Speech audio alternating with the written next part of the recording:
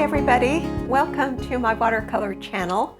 I'm Laurel Hart, and I'm glad you've chosen to join me today. If you've ever had the privilege of visiting the romantic city of Venice, Italy, you know that much of its charm is in the romantic canals and waterways that serve as streets for the city's public transportation. One of the most popular tourist activities is to board the charming gondolas to tour the city. Generally, the historic water system works well, making the city one of the most popular vacation sites in the world. But water can be a problem for Venice as well. In 2019, the Italian city was engulfed by 6-foot-high water levels, flooding its historic basilica and cutting power to homes. More than 80% of the city was underwater when the tides were at their highest. Italy's Prime Minister described the flooding as a blow to the heart of our country. The mayor of Venice blamed climate change for the highest water levels in more than 50 years, saying the impact was huge and would leave a permanent mark. St. Mark's Square, one of the lowest parts of the city, was one of the worst hit areas, and the famous St. Mark's Basilica suffered grave damage. The crypt at the historic landmark was completely flooded, and there were fears that the basilica's columns may have been structurally damaged. The lagoon city is often hit by so-called acqua alta, high water, in autumn and winter, and devastating floods in 2019 caused hundreds of millions of euros in damage. Venice's high water incidents are caused by a combination of factors from rising sea levels and unusually high tides to land subsidence that has caused the ground level of the city to sink. Well, likewise for us, water is the vehicle that transports our pigment for us. And when used in the right amounts, it can create beautiful romantic passages in our paintings. But it can also sink our paintings if we use too much or too little. Too little can make our paintings dry and hard-edged, and too much can make them too washed out and undefined with uncontrolled blossoms and blooms. But how do we know what is the right amount? That's the million-dollar question. It's like learning how to swim. You have to just get wet to learn. You have to practice and practice. I am going to share with you kind of a complicated formula on how watery your paint should be. This is taken from a really wonderful watercolor volume called Mastering Atmosphere and Mood in Watercolor, and it's by Joseph Zabukovic. And he has in it something very clever. It's called the watercolor clock, and it shows you how thick your paint should be at different times of the paper, whether it's very wet, whether it's moist, damp, or dry. He has tea, coffee, milk, cream, and then butter is the thickest paint. So it's a very interesting little formula that he uses, and I think you'd find it very interesting and helpful if you looked up this volume. It's a great watercolor book, and I highly recommend it. But I find that it's a little bit easier for me to just follow kind of a simple formula with water, and that is that at the beginning of the painting, you use lots of water and very little pigment. And at the end of the painting, it's the reverse. You end with little water and lots of pigment. So that's kind of my general formula, and it has served me pretty well. But like I say, if you want more detailed help, that book that I just suggested is a good one. So today, appropriately, I am going to paint a scene from Venice, the streets of Venice here. And I'm excited about this, and I'll try to demonstrate as I go some of these different ratios of water to paint as I go through this little demo. First of all, though, I want to show you that this reference photo that I'm going to be using is very detailed, as you can see. And it's quite a daunting subject to tackle because of all the detail in the reflection in the water and all the detail in the buildings here. So one of the things that I find very helpful to do, and I think is helpful in general for all of us to practice, and that is coming up with a black and white thumbnail sketch before we start painting. But I do a little bit different, I have a little bit different way of doing this. And it's an app on my phone that I like to use. It's called Notanizer. And it's, you bring your photo into the app, and then it has these slide controls that allow you to adjust the black and white levels. So you can get it to the point where it's almost totally white with very little darks, or you can slide it to where you've got almost all darks and very little whites. As you can see here, it's really, really fun to play with. But then you can print these little black and white sketches out and get it to the point that you're satisfied with. But see how much detail it can cut out for you. And it's much easier to paint this than it is to paint this, because you're already cutting back on much of the detail, and it helps you to visualize the simplicity of the design. So anyway, it's a very fun tool and an easier way, I think, of doing black and white sketches. I've printed one out here that to show you of my subject matter here to the about the level that I kind of want to take this painting today. You can see that it's taken out all of the detail on this side and also this front detail, so that your eye is drawn into kind of the focal area here where you've got the boatman, the gondolier, and the reflection on the water. And so there's just not so much busyness going on that that it doesn't give the eye a real good direction. So that's what I'm going to be looking at, as well as my demo photo, is this black and white little guide as well. And hopefully I'll come up somewhere in between both of these. And definitely this will simplify the complicated nature of this subject that I've chosen. So let's begin. I've got a drawing on that's very, very simplified, and I haven't put in any detail really. And I think I will do that as I go along with my paint. But to begin on this, I'm going to come in with a very watery wash. So this would be this will be my first layer, and it's going to be the initial underpainting that's going to tie this whole piece together.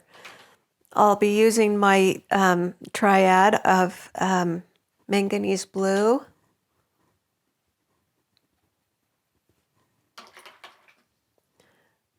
and alizarin crimson permanent. And then for my yellow, I'm feeling like these colors are a little more subdued in this. Wow, I really got my brush into that alizarin.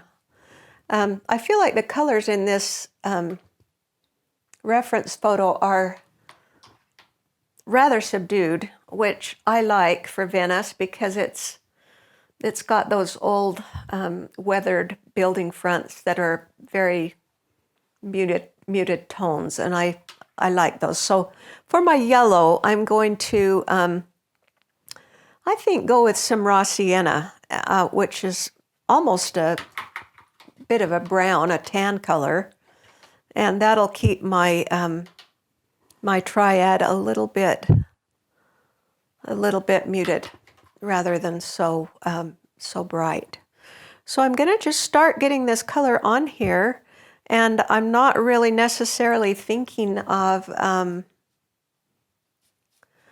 it as a color as much as I'm thinking of it as just a tone, a tonal value to get on here.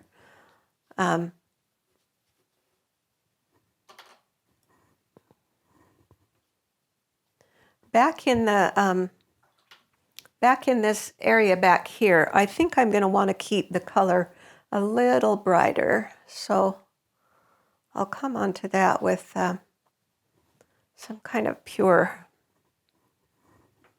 raw sienna.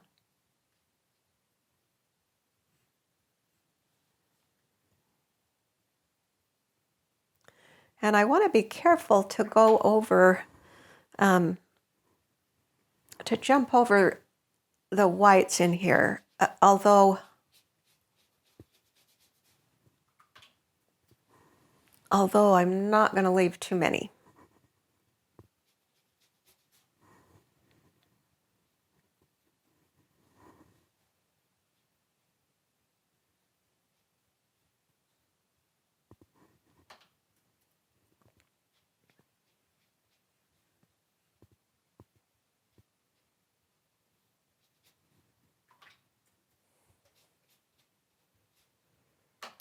And even into the water, I'm going to,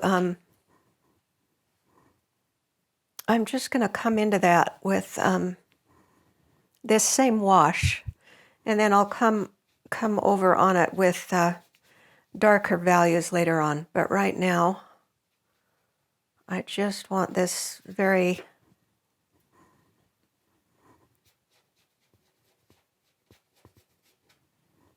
light. And I'll blot some of this out because I am going to want that to be very light in this area when I do come back in with that darker color.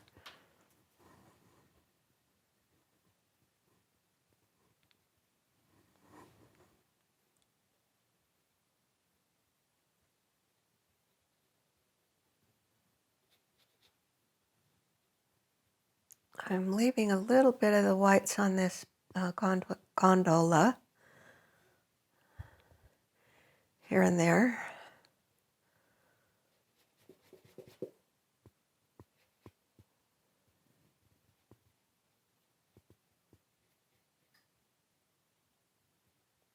And I'm actually gonna leave his shirt white because I want some pure color there.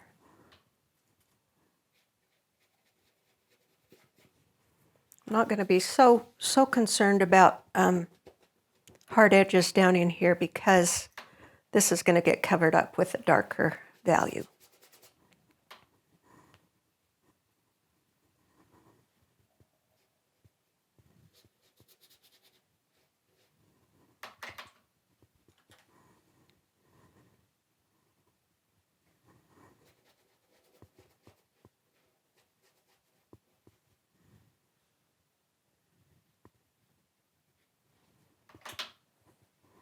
Okay, and then I'm going to go back up to the top here and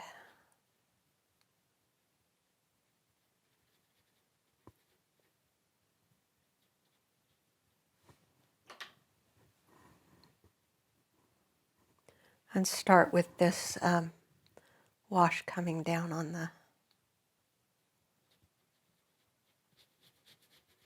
on these buildings. So you can see I've just got this variegated wash, just kind of all the same value at this point.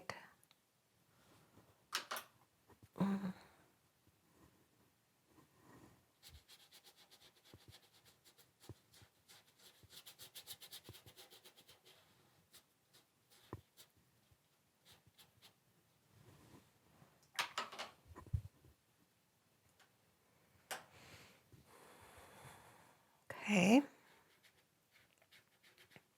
want to kind of get rid of that hard line there. And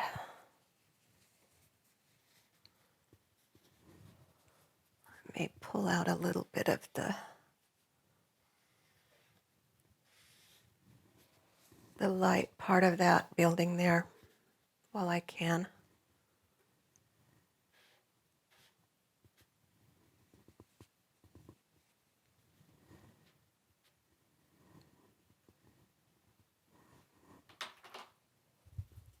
So that's my first wash, and I've kept everything under value 5.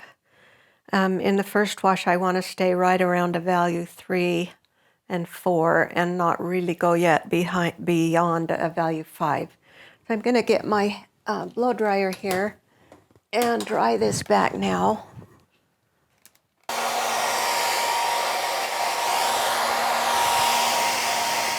Oh, I see a little problem here that I missed. What was I doing here? I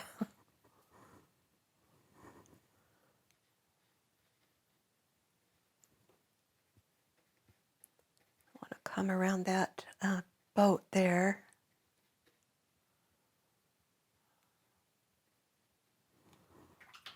Okay.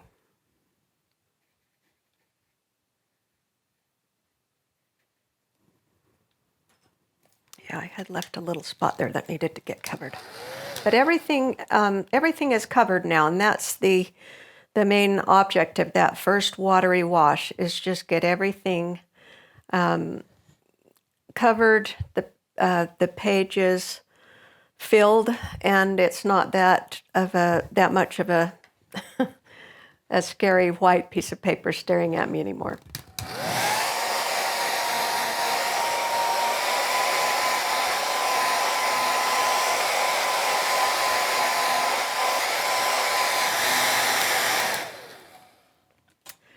So that is the first wash, as I said, and you can see how the water ratio to paint was very much heavy on the water end and very light on the paint. Now in this next section, I'm going to increase the pigment thickness a little bit, and it's still going to be watery, but not so watery that it's going to lose control. And I'm going to kind of use this as my main map now. I'm going to try to get this sort of this abstract pattern in there and see how much easier that is to work from than it is to see all of this detail. It will simplify things, even though I've still got quite a bit of detail over in here, but it will make the painting much more interesting if the busyness is really only in one main section of the painting, and that will be right in through here. So let's go ahead with that wash now, and I'm going to be referring to that black and white sketch. I think at this point I'm going to switch over now to my darker triad, where I'll be using, I'm going to be using, I think for this I'm going to try indanthrene blue, which is quite a deep blue.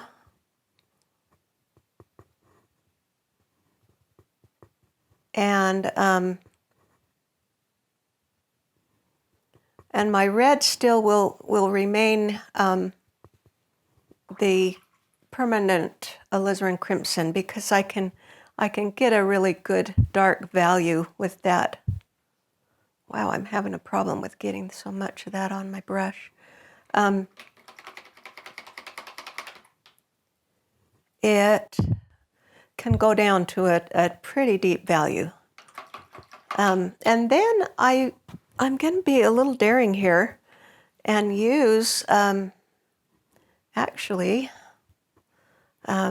transparent oxide red as, and maybe a little bit of the raw sienna also as the yellow in the triad.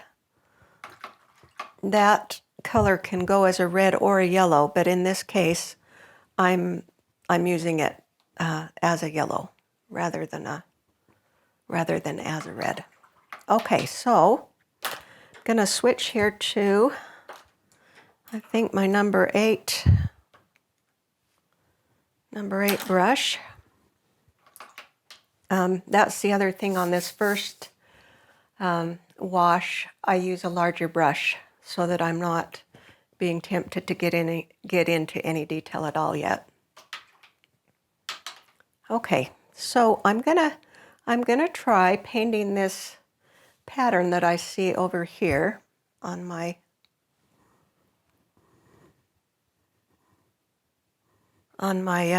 black and white sketch.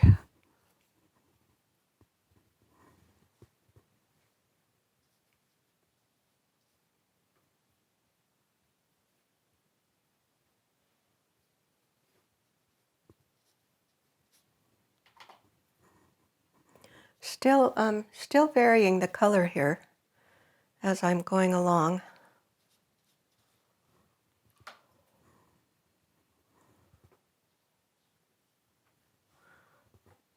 But down here, I'm going to just leave a little bit of that underwash showing.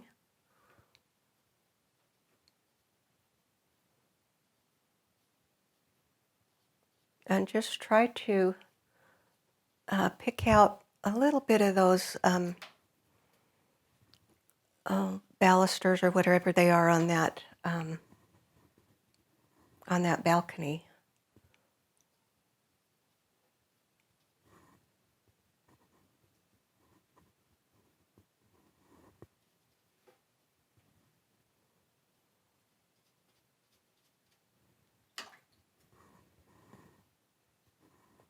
And I want to keep this pretty dark through here because I don't really want to have to come back in over that really beautiful color too much if I can help it.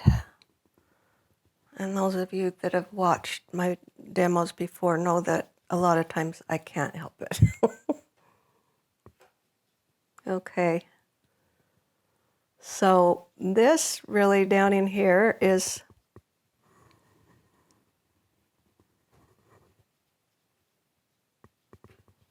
staying as it is here.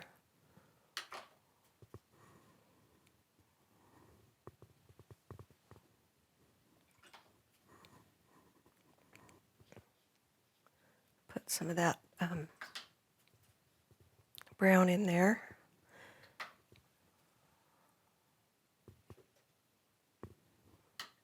Okay, then over in here,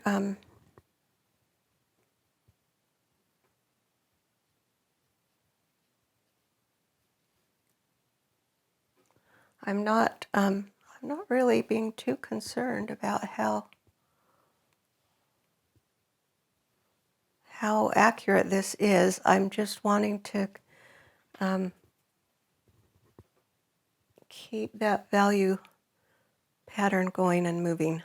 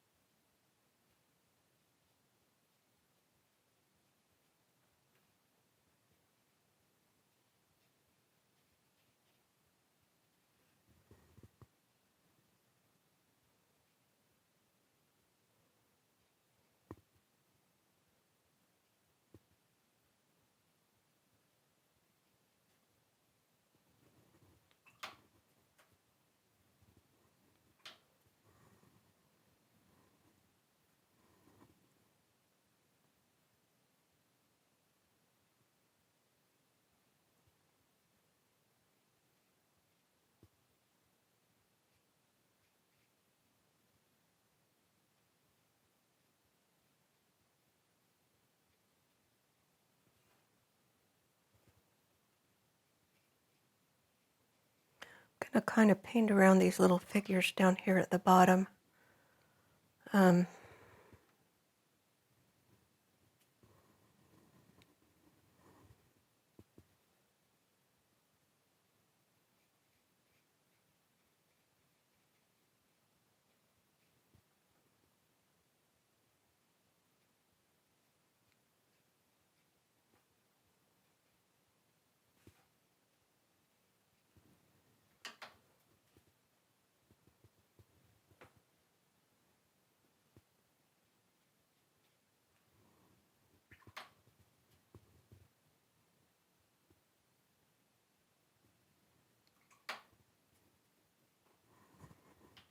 Okay, then moving over to this other side.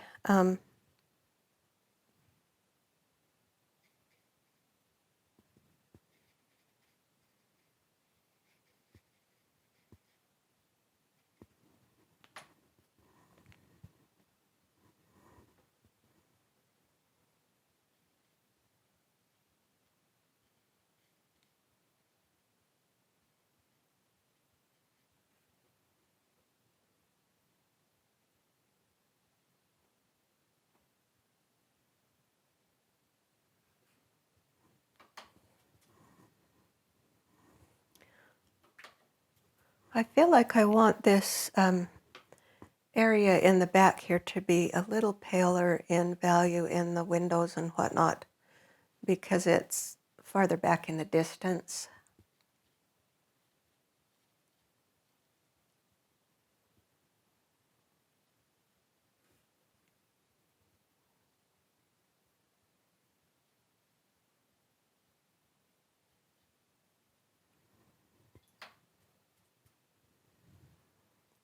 So it's kind of a little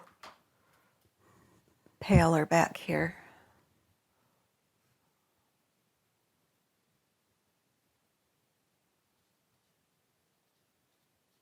And where that building turns and goes back, I'll let that be in the shadow.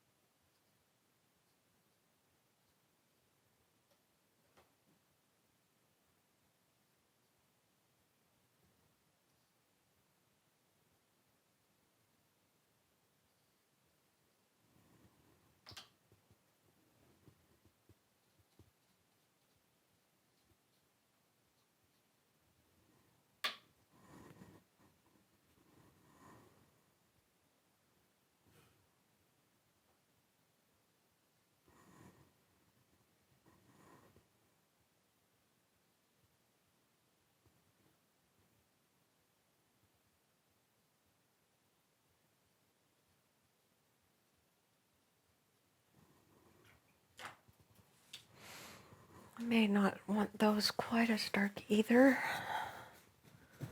I'll just blot those back a little.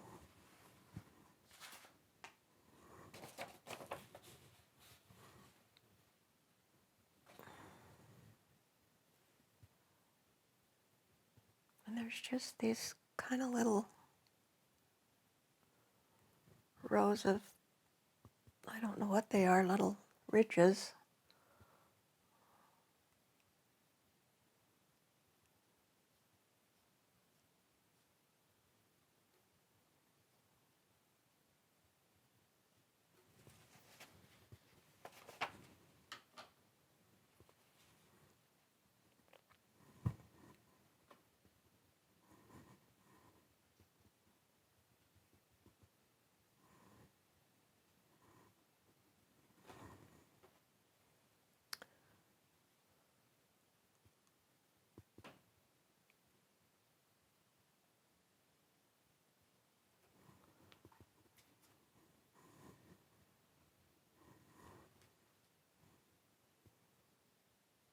keeping this, using these same three colors to use this as the triad, keeps a nice unity to the painting. And then down in here, my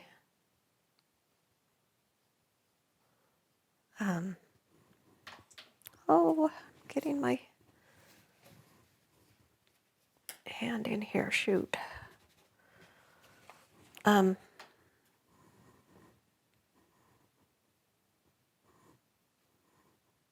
It's getting a little bit darker down into this bottom area.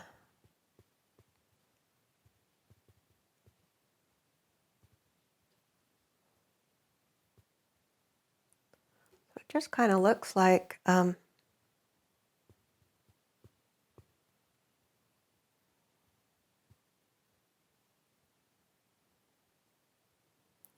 there's just a lot going on, but your eye kind of fills this all in for you.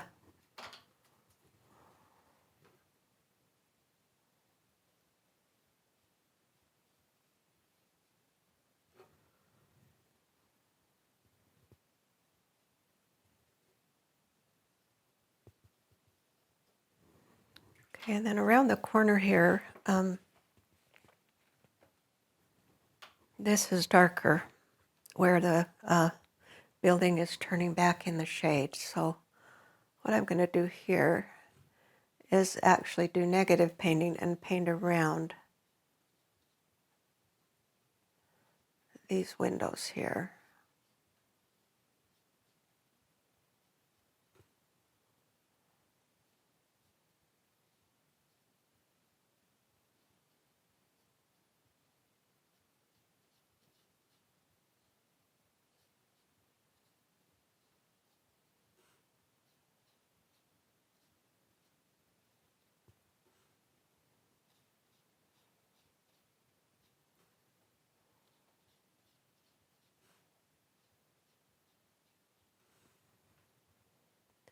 And then all that we're seeing down here is just some little kind of dots of white.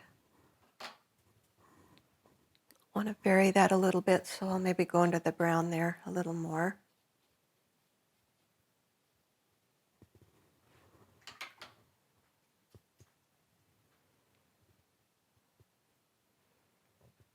Okay, and then over in here, this part is, according to my black and white sketch, is going to be just all dark except for those pillars and that little white strip there. So I'll try that thing.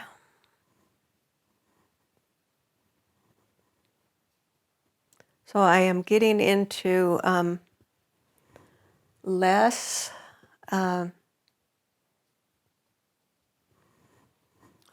water and thicker paint now. My ratio's changing.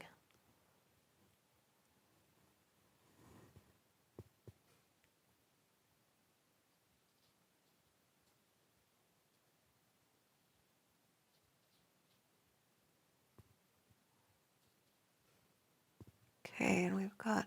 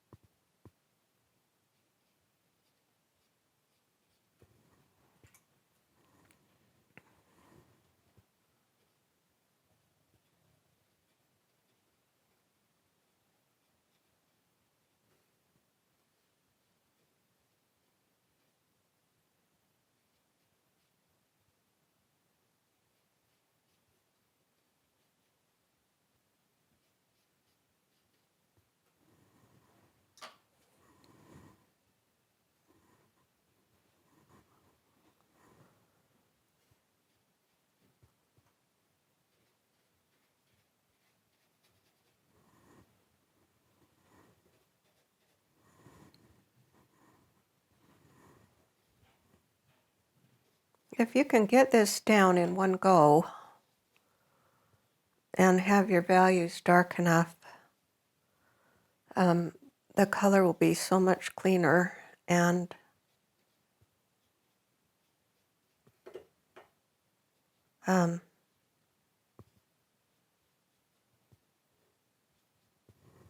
it just really will look better. So I'm really pretty happy with that layer, that next layer. I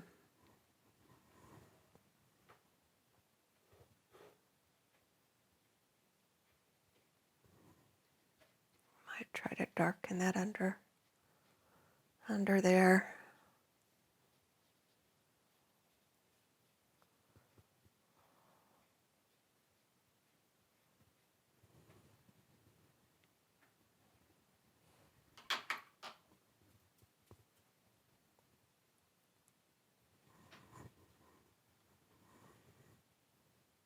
I think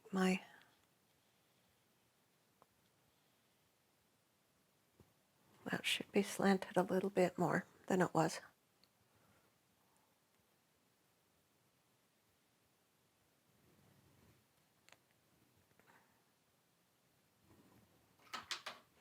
Now, I'm going to start working on the water. First, I'm going to do my little gondolier guy.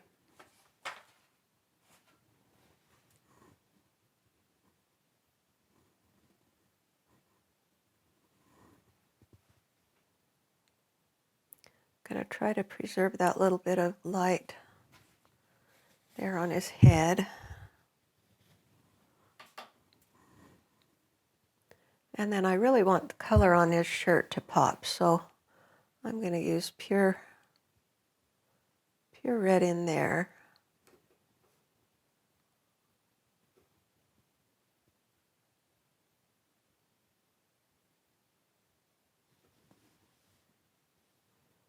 There's also some kind of red coming around on that upper boat. And then he's got dark pants. It's interesting, there's the two different colors of gondolier shirts. There's one that is the blue and white stripe and one that's the red and white stripe. And they mean something as far as their status, I think. And I don't remember which one is which, but I want him just to drain down into that boat.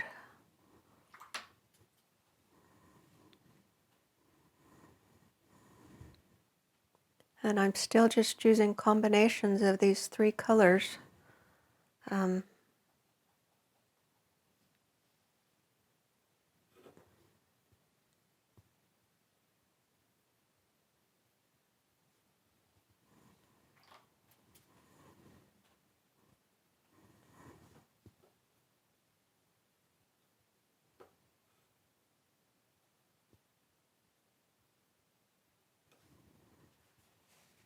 There's kind of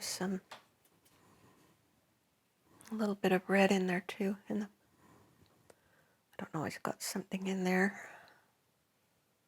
Not sure what that is.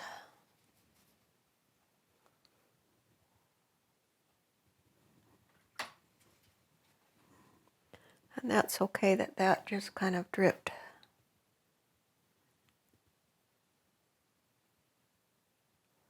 down into here. Then that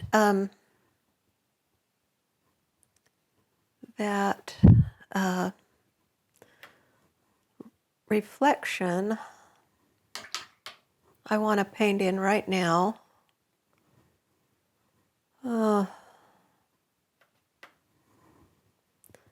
So that it just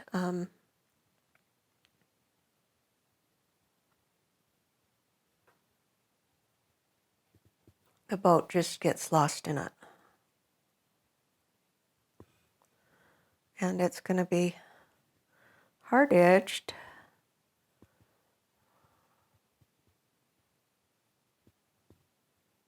Kind of choppy down in through here. And again, I am now really using a lot thicker paint.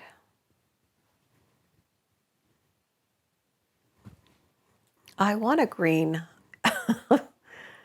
and I think I'm going to pull in some sap green here, where this water is just really dark.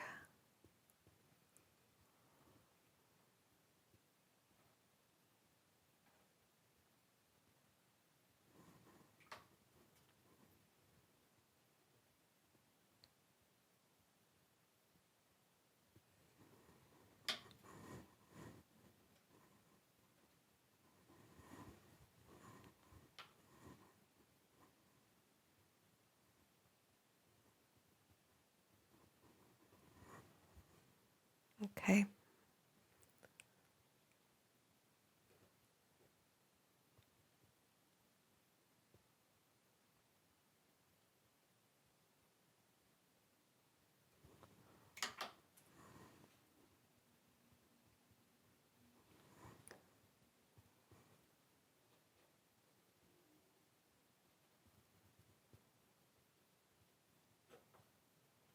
I just knocked that green back with a little bit of red in there.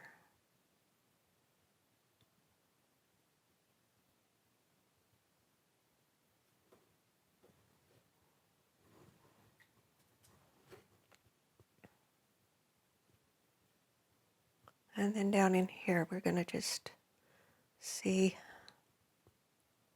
a lot of the white reflection.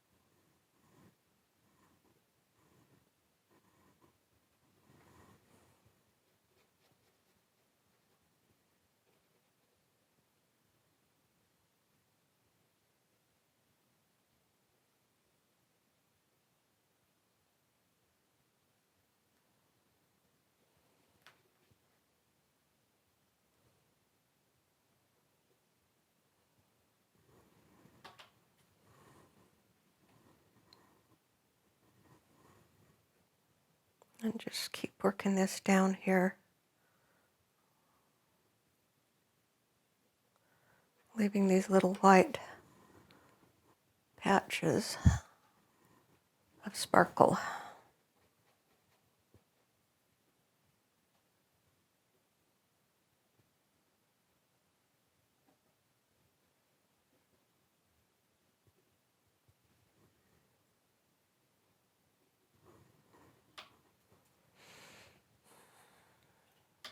Okay, and then on this side,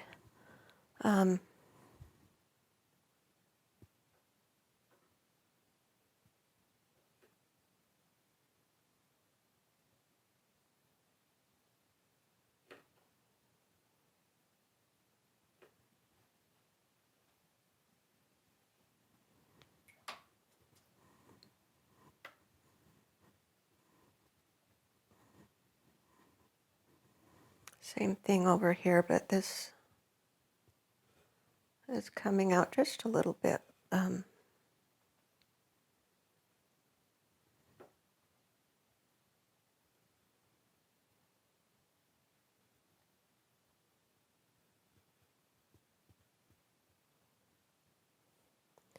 So you wouldn't really think of water as having these hard edges, but in this case it does.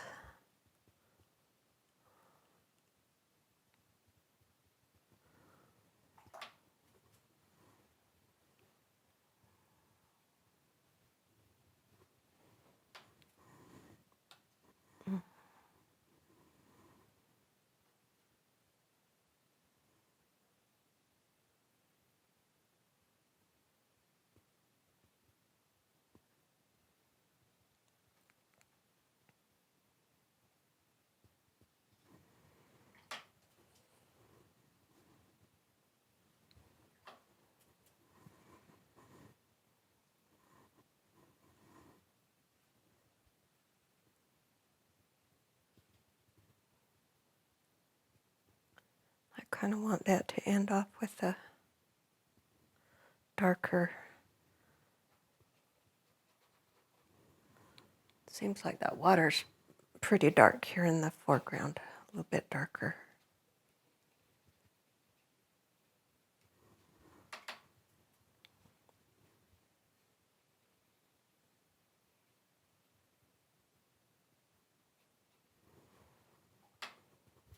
It's interesting how green the water kind of is there in certain times of the day.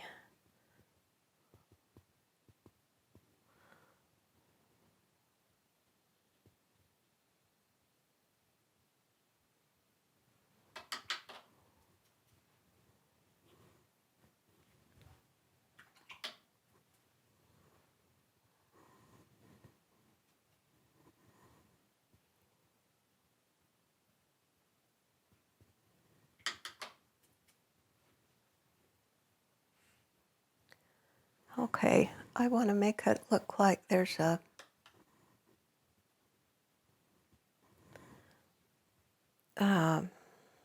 what would you call it, an edge to that walkway there, that so it's not right flush with the water.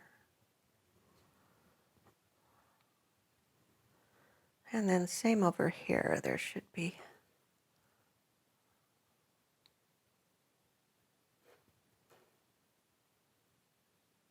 these dark reflections into the water right here.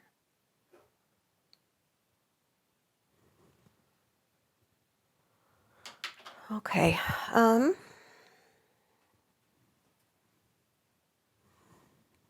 get a little explanation in this.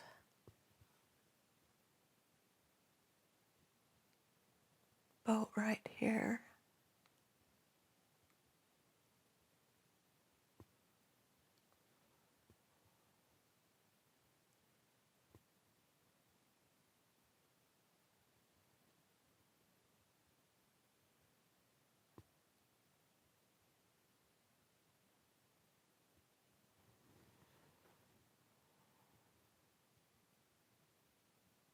I want to make sure you can tell that that's a boat. It's kind of poor placement coming right out of his head there, but I should have thought that through beforehand. Anyway, I think this needs to come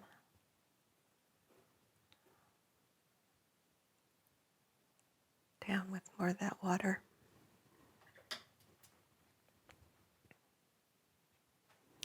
Okay, and when this dries, I'm going to, this has got to be a little darker here too. When this dries, I'm gonna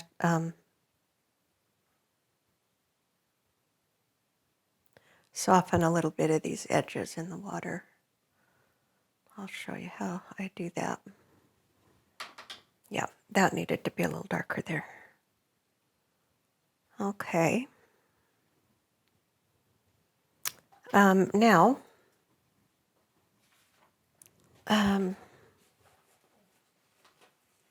let's get a little bit of the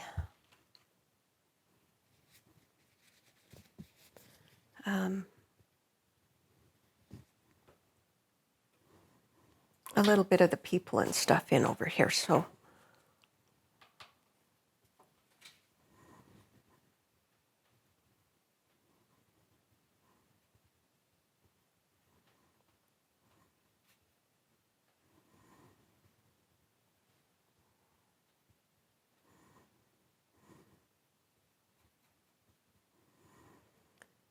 okay.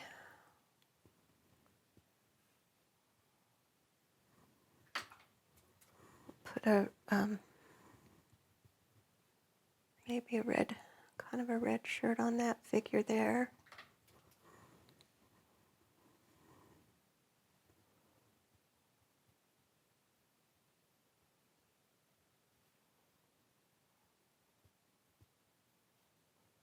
And if they blur together, it's fine.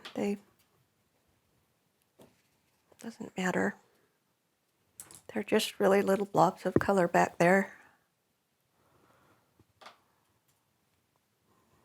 And then back in here are some really littler people way back in here.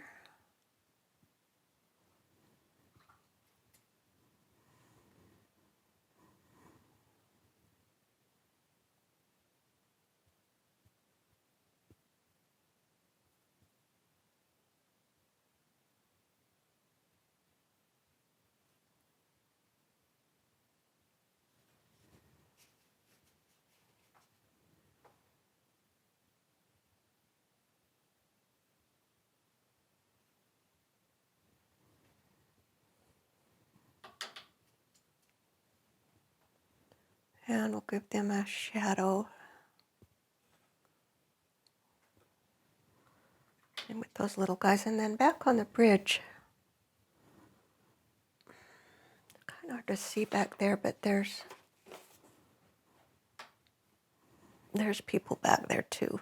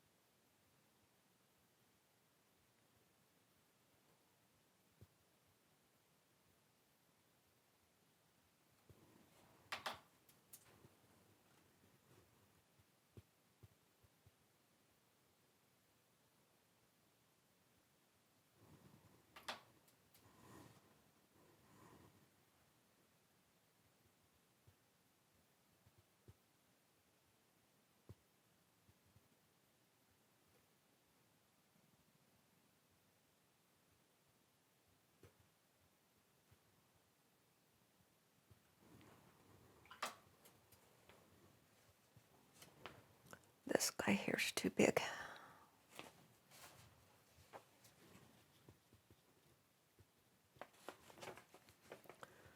We'll take him out, and then as that dries, I'll come back in a little more.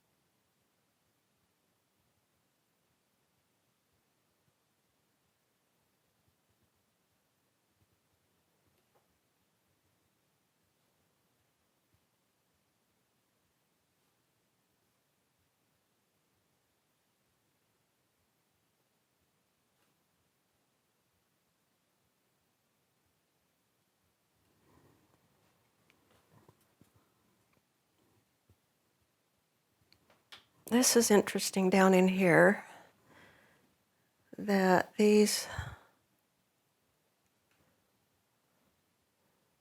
little guys here are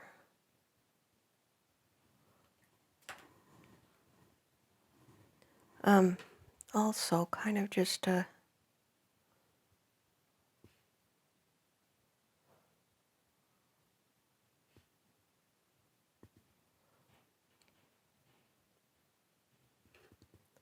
big dark blobs along there.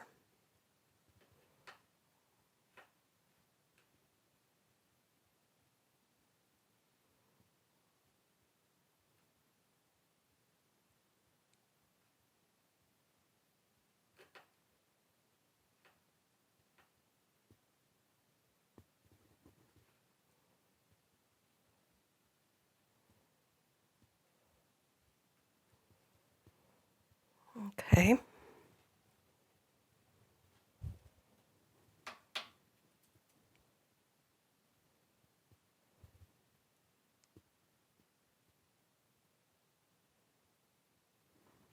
And I want to put a little more detail down in here, down near the people.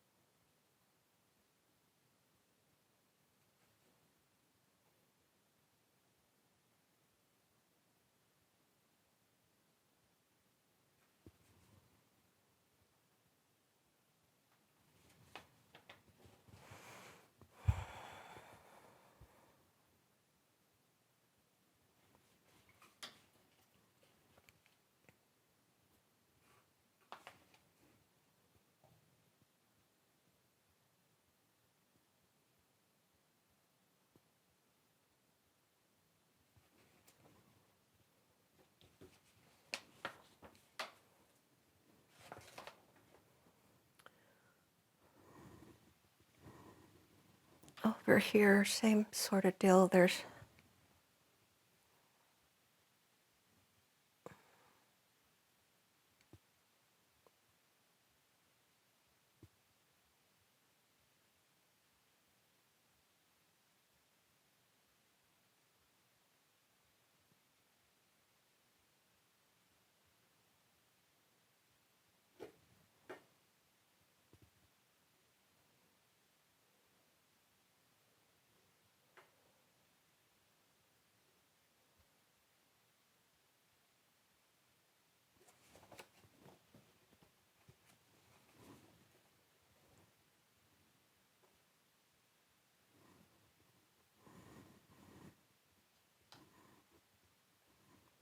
and it's feeling like that water under the bridge.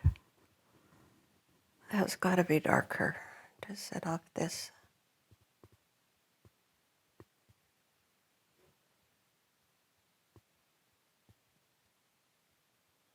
Boat here.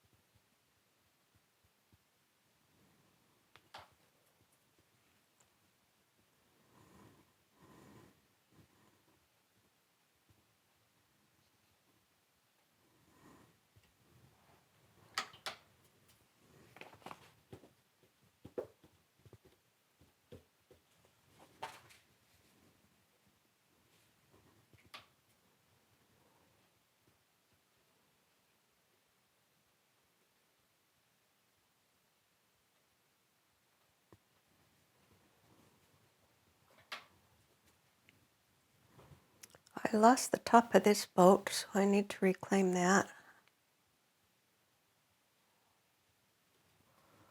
I'll just try to wipe that out.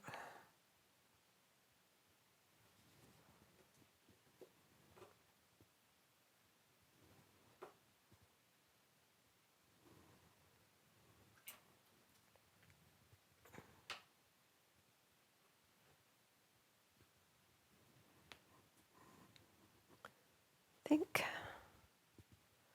I will put in the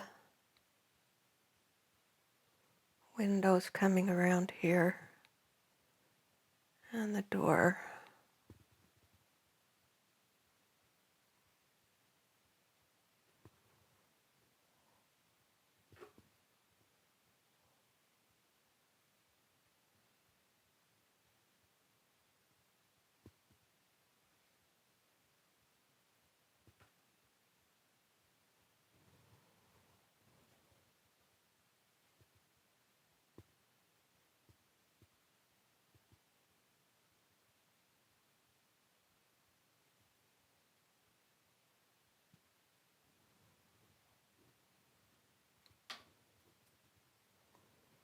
And then same over here. I think we need something dark in here.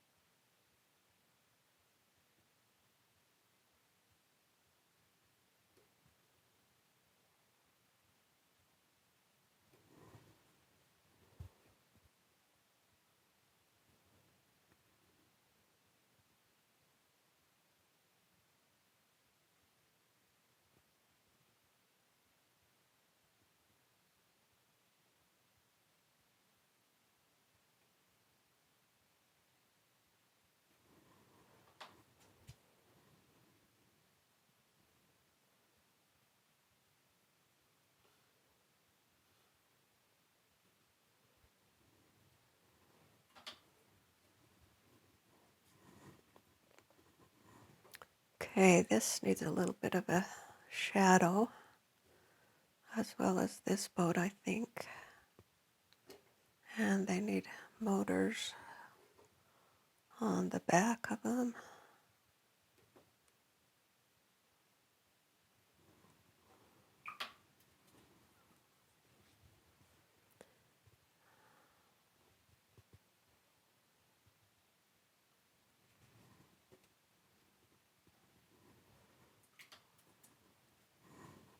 And I think I've got to make this look a little more like it's got some height to it.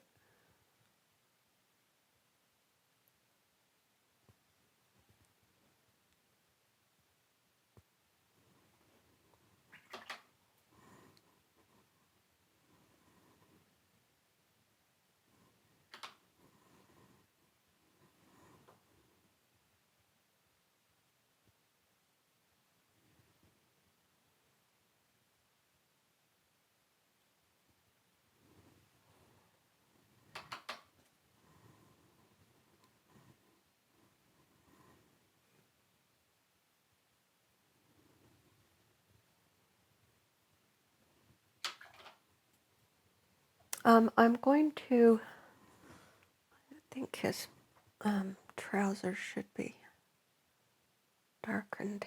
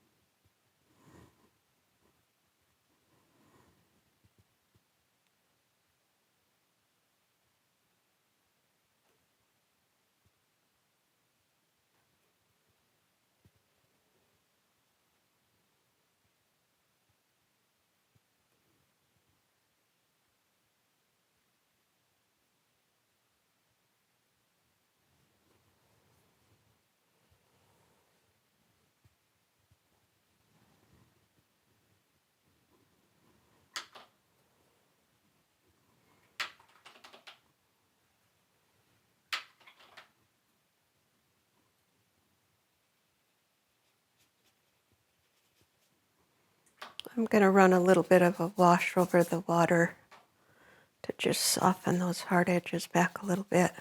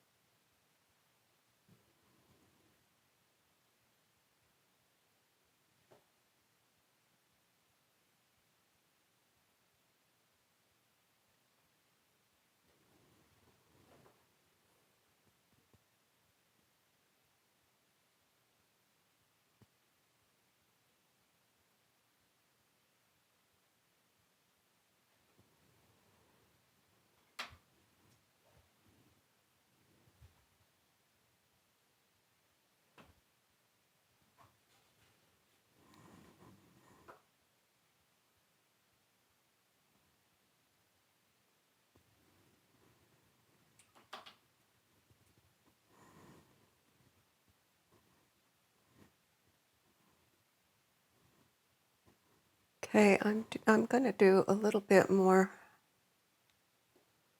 on this bridge.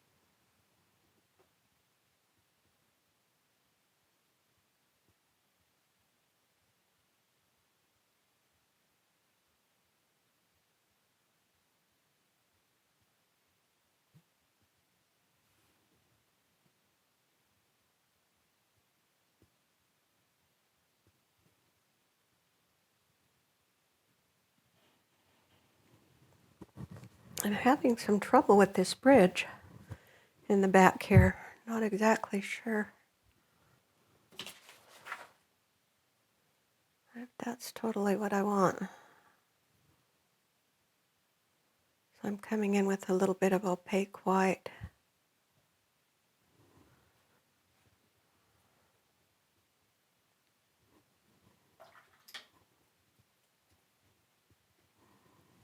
Maybe some of the heads need to be a little bit darker.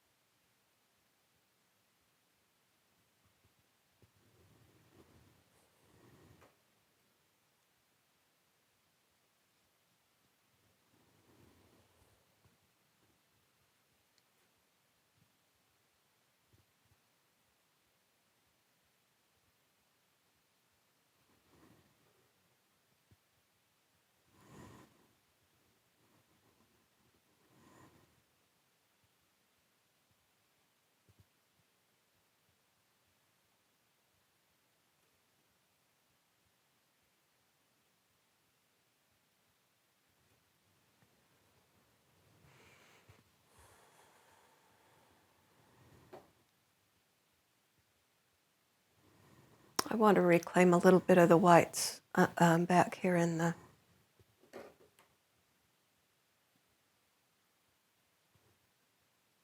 reflections too.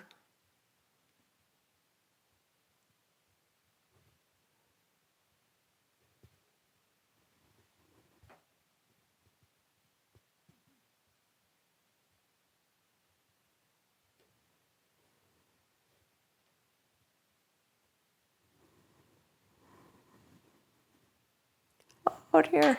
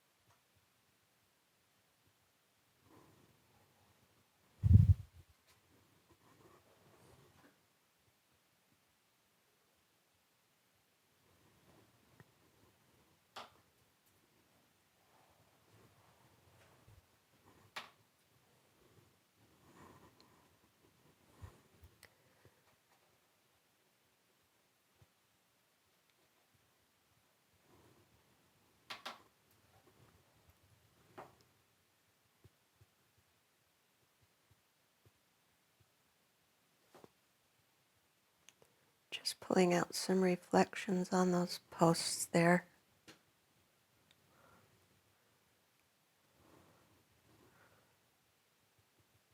Reflections come straight towards you.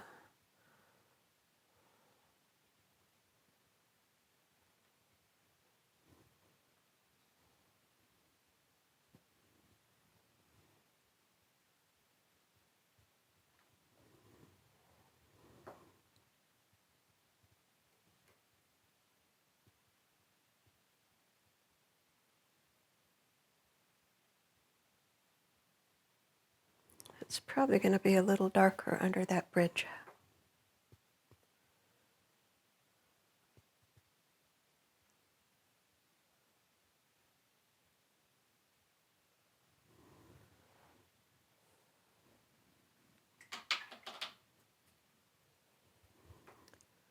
Well, I need to end. And I think that's about where I'm going to cut and quit. I hope maybe you've learned some good things about the ratio of water to paint. It can save your painting or it can sink your painting. And the only way to learn how to conquer this technique is to practice and just try it. Thanks for joining me today. I'll see you next time. Bye-bye.